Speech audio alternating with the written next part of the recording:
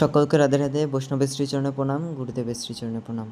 আজকে সকালে এই মন্দির থেকে মঙ্গল আরতি করে আসার পরেই দেখি আমাদের বাড়িতে, মানে বাড়ির পাশের বাড়িতে, আমার বম্মাদের বাড়িতে একটি দেখি বানর এসেছে।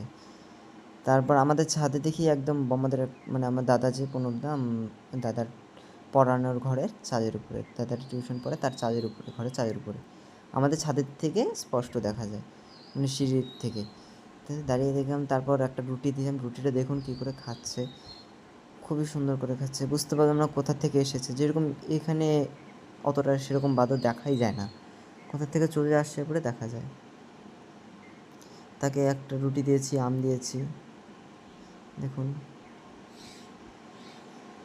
সকলকে রাধে রাধে। আজকে ছিল হচ্ছে রবিবার। আমটা খাওয়ার চেষ্টা করছে দেখুন, কিন্তু হয়তো কোনো অসুবিধা হয়েছে তাই আমটা ভাবিও খাবে না। পরে যেহেতু অনেক খাবার পেয়েছে, সবাই দিয়েছে, বম্মারা ঝুড়ি দিয়েছে, দেখুন এখন ঝুড়ি খাবে।